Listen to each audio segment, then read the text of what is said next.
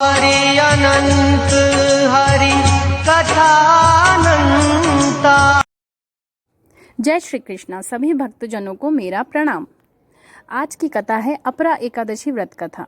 युधिष्ठिर कहने लगे कि हे भगवान, ज्येष्ठ कृष्ण एकादशी का क्या नाम है तथा उसका महात्म्य क्या है, कृपा कर कर कहिए। भगवान श्री कृष्ण कहने लगे, हे राजन, यह एकादशी अचला तथा अपरा दो नामों से जानी जाती है।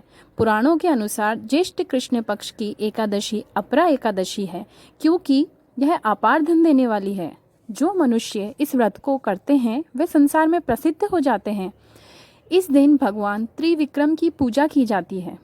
अपरा एकादशी के व्रत के प्रभाव से ब्रह्म हत्या, भूत योनि, दूसरे की निंदा आदि के सब पाप दूर हो जाते हैं। इस व्रत के करने से पर स्त्री गमनम, झूठी गवाही देना, झूठ बोलना, झूठे शास्त्र पढ़ना या बनाना, झूठा ज्योतिषी बनना तथा झूठा वैद्य बनना आदि सब पाप नष्ट हो जाते हैं।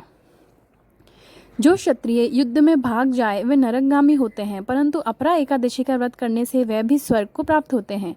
जो मनुष्य गुरु से शिक्षा ग्रहण करते हैं फिर उनकी निंदा करते हैं वह अवश्य नरक में पड़ते हैं, मगर अपरा एकादशी का व्रत करने से वह भी इस पाप से मुक्त हो जाते हैं।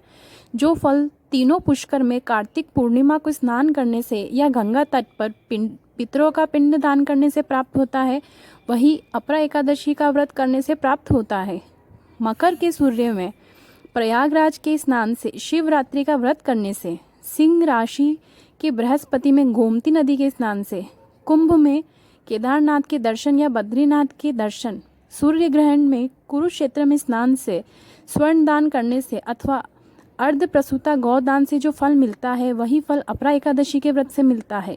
यह व्रत पाप रूपी वृक्ष को काटने के लिए कुल्हाड़ी है, पाप रूपी ईंधन को जलाने के लिए अग्नि और पाप रूपी अंधकार को मिटाने के लिए सूर्य के समान, मृगों को मारने के लिए सिंह के समान है। अतः मनुष्य को पापों से डरते हुए इस व्रत को अवश्य करना चाहिए। अपरा एकादशी का व्रत तथा भगवान का पूजन करने से मनुष्य सब पापों से छूटकर विष्णु लोक को जाता है। इसकी प्रचलित कथा यह है कि प्राचीन काल में महिध्वज नामक एक धर्मात्मा राजा था। उसका छोटा भाई व्रजध्वज बड़ा ही क्रूर, अधर्मी तथा अन्यायी था। वह अपने बड़े भाई से द्वेष रखता था। उस पापी ने एक दिन रात्रि में अपने बड़े भाई की हत्या करके उसकी देह को एक जंगली पीपल के नीचे गाड़ दिया।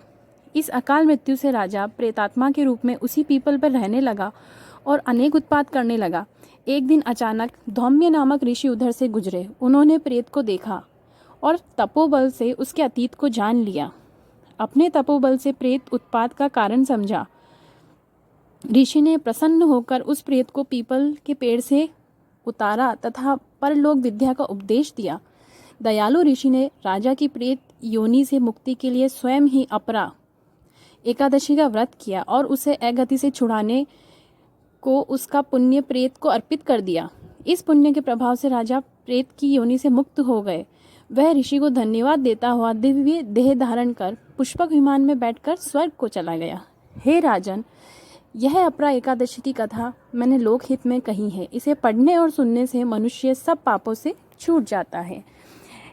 अपरा एकादशी व्रत कथा समाप्त होती है। आशा करती हूँ आप सभी को यह कथा पसंद आई होगी। जय श्री कृष्ण।